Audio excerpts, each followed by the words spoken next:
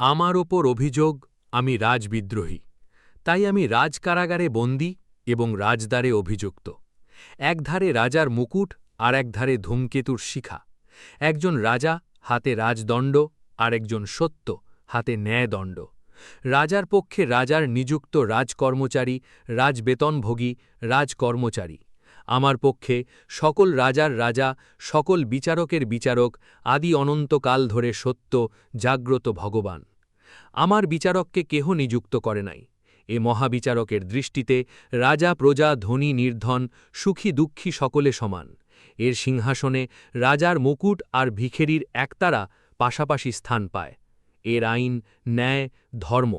সে আইন কোনো বিজেতা মানব, কোনো বিজিত বিশিষ্ট জাতির জন্য তৈরি করে নাই।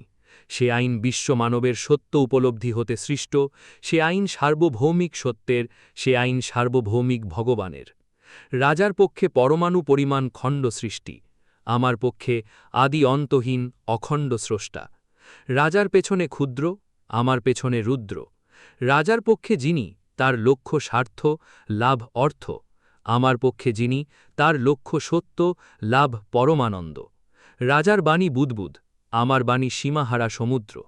আমি কবি, অপ্রকাশ সত্যকে প্রকাশ করবার জন্য, অমূর্ত সৃষ্টিকে মূর্তিদানের জন্য ভগবান কর্তৃক প্রেরিত। কবির কণ্ঠে ভগবান সাড়া দেন। আমার বাণী সত্যের প্রকাশিকা, ভগবানের বাণী। সে বাণী রাজবিচারে রাজদ্রোহী হতে পারে, কিন্তু ন্যায় বিচারে সে বাণী ন্যায়দ্রোহী নয়, সত্যদ্রোহী নয়। সে বাণী রাজদ্বারে দণ্ডিত হতে পারে, কিন্তু ধর্মের আলোকে ন্যায়ের দুয়ারে তাহা নিরপরাধ, নিষ্কলুষ, অম্লান, অনির্বাণ, সত্যস্বরূপ। সত্য স্বয়ং প্রকাশ, তাহাকে কোনো রক্তাক্ষী রাজদণ্ড নিরোধ করতে পারে না। আমি সেই চিরন্তন স্বয়ং প্রকাশের বীণা, যে বীণায় চিরসত্যের বাণী ধ্বনিত হয়েছিল। আমি ভগবানের হাতের বীণা। বীণা ভাঙলেও ভাঙতে পারে, কিন্তু ভগবানকে ভাঙবে কে? এ কথা ধ্রুব সত্য, যে সত্য আছে, ভগবান আছেন, চিরকাল ধরে আছে এবং চিরকাল ধরে থাকবে। যে আজ সত্যের বাণীকে রুদ্ধ করেছে, সত্যের বীণাকে মুখ করতে চাচ্ছে, সেও তারই এই ক্ষুদ্রাদিপি ক্ষুদ্র সৃষ্ট অণু। তারই ইঙ্গিতে, আভাসে, ইচ্ছায় সে আজ আছে, কাল হয়তো থাকবে না। নির্বোধ মানুষের অহংকারের আর অন্ত নাই। সে যাহার সৃষ্টি, তাহাকেই সে বন্দী করতে চায়, শাস্তি দিতে চায়, কিন্তু অহংকার একদিন চোখের জলে ডুববেই ডুববে। যাক, আমি বলছিলাম, আমি সত্য প্রকাশের যন্ত্র। সে যন্ত্রকে অপর কোনো নির্মম শক্তি অবরুদ্ধ করলেও করতে পারে, ধ্বংস করলেও করতে পারে, কিন্তু সে যন্ত্র যিনি বাজান, সে বীণায় যিনি রুদ্রবাণী ফোটান, তাকে অবরুদ্ধ করবে কে? সে বিধাতাকে বিনাশ করবে কে? আমি মরব, কিন্তু আমার বিধাতা অমর। আমি মরব, রাজাও মরবে, কেননা আমার মতন অনেক রাজবিদ্রোহী মরেছে, আবার এমনই অভিযোগ আনয়নকারী বহু রাজাও মরেছে, কিন্তু কোনো কালে কোনো কারণেই সত্যের প্রকাশ নিরুদ্ধ হয়নি, তার বাণী মরেনি। সে আজও তেমনি করে নিজেকে প্রকাশ করেছে এবং চিরকাল ধরে করবে। আমার এই শাসন নিরুদ্ধ বাণী আবার অন্যের কণ্ঠে ফুটে উঠবে। আমার হাতের বাঁশি কেড়ে নিলেই সে বাঁশির সুরের মৃত্যু হবে না, কেননা আমি আরেক বাঁশি নিয়ে বা তৈরি করে তাতে সেই সুর ফোটাতে পারি। সুর আমার বাঁশির নয়, সুর আমার মনে এবং আমার বাঁশি সৃষ্টির কৌশলে। অতএব দোষ বাঁশিরও নয়, সুরেরও নয়, দোষ আমার, যে বাজায়। তেমনি যে বাণী আমার কণ্ঠ দিয়ে নির্গত হয়েছে, তার জন্য দায়ী আমি নই। দোষ আমারও নয়, আমার বাণীরও নয়, দোষ তার, যিনি আমার কণ্ঠে তাঁর বাণী বাজান। সুতরাং রাজবিদ্রোহী আমিও নই। প্রধান রাজবিদ্রোহী সেই বাণীবাদক ভগবান। তাকে শাস্তি দিবার মতো রাজশক্তি বা দ্বিতীয় ভগবান নাই। তাহাকে বন্দী করবার মতো পুলিশ বা কারাগার আজও সৃষ্টি হয় নাই। রাজার নিযুক্ত রাজ অনুবাদক রাজভাষায় সে বাণীর শুধু ভাষাকে অনুবাদ করেছে, তার প্রাণকে অনুবাদ করেনি, তার সত্যকে অনুবাদ করতে পারেনি। তার অনুবাদে রাজ অনুগত্য ফুটে উঠেছে, কেননা তার উদ্দেশ্য রাজাকে সন্তুষ্ট করা, আর আমার লেখায় ফুটে উঠেছে সত্য, তেজ আর প্রাণ, কেননা আমার উদ্দেশ্য ভগবানকে পূজা করা। উৎপীড়িত আর্ত বিশ্ববাসীর পক্ষে আমি সত্যবাদী, ভগবানের আঁখি জল। আমি রাজার বিরুদ্ধে বিদ্রোহ করি নাই, অন্যায়ের বিরুদ্ধে বিদ্রোহ করেছি। আমি জানি এবং দেখেছি, আজ এই আদালতে আসামির কাঠগড়ায় একা আমি দাঁড়িয়ে নেই, আমার পশ্চাতে স্বয়ং সত্যসুন্দর ভগবানও দাঁড়িয়ে। যুগে যুগে তিনি এমনই নীরবে তার রাজবন্দী সত্য সৈনিকের পশ্চাতে এসে দণ্ডায়মান হন। রাজনিযুক্ত বিচারক সত্য বিচারক হতে পারে না।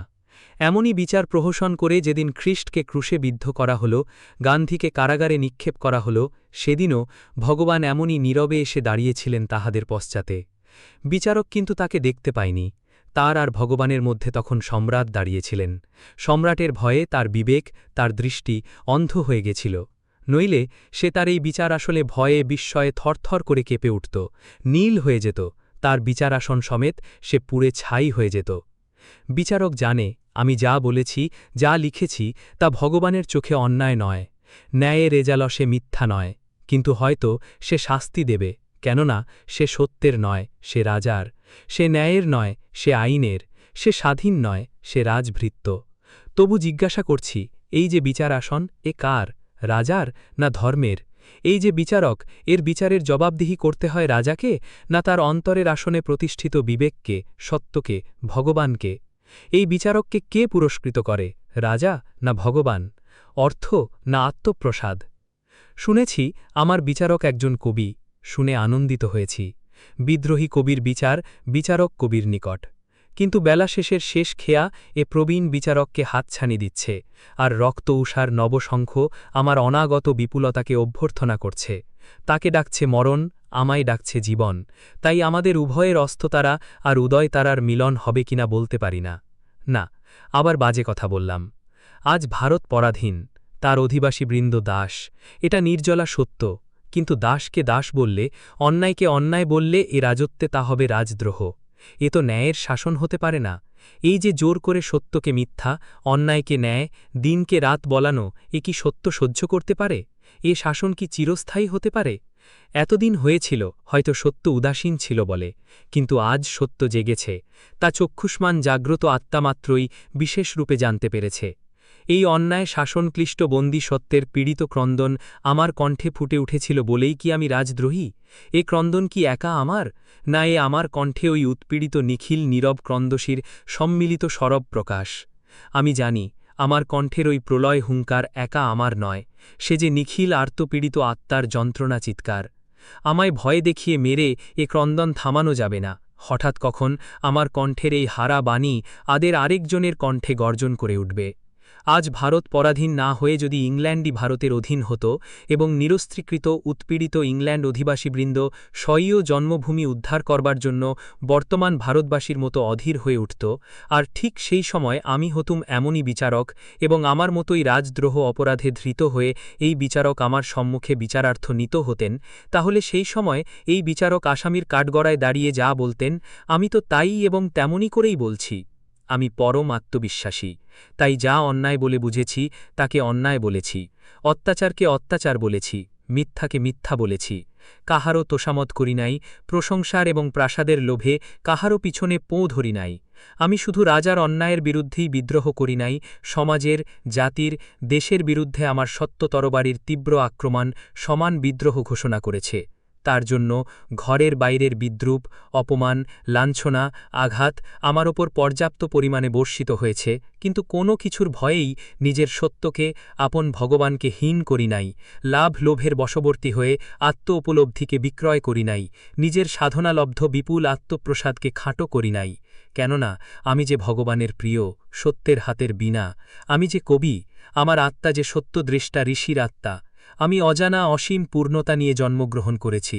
এ আমার অহংকার নয়, আত্ম উপলব্ধির, আত্মবিশ্বাসের চেতনালব্ধ সহজ সত্যের সরল স্বীকারোক্তি। আমি অন্ধ বিশ্বাসে, লাভের লোভে, রাজভয়ে বা লোক ভয়ে মিথ্যাকে স্বীকার করতে পারি না, অত্যাচারকে মেনে নিতে পারি না, তাহলে যে আমার দেবতা আমায় ত্যাগ করে যাবে। আমার এই দেহমন্দির জাগ্রত দেবতার আসন বলেই তো লোকে এই মন্দিরকে পূজা করে, শ্রদ্ধা দেখায়। কিন্তু দেবতা বিদায় নিলে এ শূন্য মন্দিরের আর থাকবে কি, একে শুধাবে কে? তাই আমার কণ্ঠে কাল ভৈরবের প্রলয় তুর্য বেজে উঠেছিল, আমার হাতে ধূমকেতুর অগ্নি নিশান দুলে উঠেছিল। সে সর্বনাশা নিশান পুচ্ছে মন্দিরের দেবতা নট নারায়ণ রূপ ধরে ধ্বংসনাচন নেচেছিলেন। এ ধ্বংসনাচন নবসৃষ্টির পূর্ব সূচনা। তাই আমি নির্মম নির্ভীক উন্নত শিরে সে নিশান ধরেছিলাম, তার তুর্য বাজিয়েছিলাম।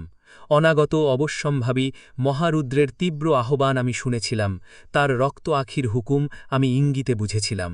আমি তখনই বুঝেছিলাম আমি সত্য রক্ষার, ন্যায় উদ্ধারের বিশ্বপ্রলয় বাহিনীর লাল সৈনিক।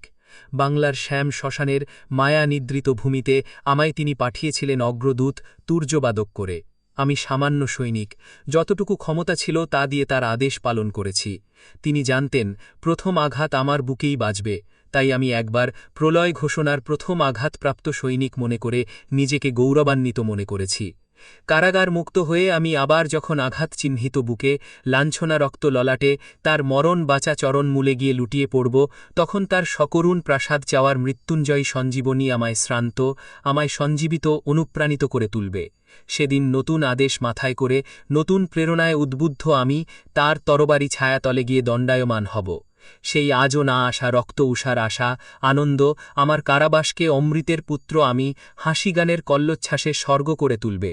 নির্যাতিত লোহাকে মণিকাঞ্চনে পরিণত করবার শক্তি ভগবান আমায় না চাইতেই দিয়েছেন। আমার ভয় নাই, দুঃখ নাই, কেননা ভগবান আমার সাথে আছেন। আমার অসমাপ্ত কর্তব্য অন্যের দ্বারা সমাপ্ত হবে, সত্যের প্রকাশক্রিয়া নিরুদ্ধ হবে না। আমার হাতের ধূমকেতু এবার ভগবানের হাতের অগ্নি মশাল হয়ে অন্যায় অত্যাচারকে দগ্ধ করবে। আমার বহ্নি এরোপ্লেনের সারথি হবে এবার স্বয়ং রুদ্র ভগবান। অতএব মা ভই, ভয় নাই। কারাগারে আমার বন্দিনী মায়ের আধার শান্ত কোল এ অকৃতি পুত্রকে ডাক দিয়েছে। পরাধীনা অনাথিনী জনমীর বুকে এ হতভাগ্যের স্থান হবে কিনা জানি না, যদি হয় বিচারককে অশ্রুসিক্ত ধন্যবাদ দিব। আবার বলছি, আমার ভয় নাই, দুঃখ নাই, আমি অমৃতস্য পুত্র, আমি জানি। ওই অত্যাচারীর সত্যপীড়ন আছে, তার আছে ক্ষয়, সেই সত্য আমার ভাগ্যবিধাতা, যার হাতে শুধু রয়।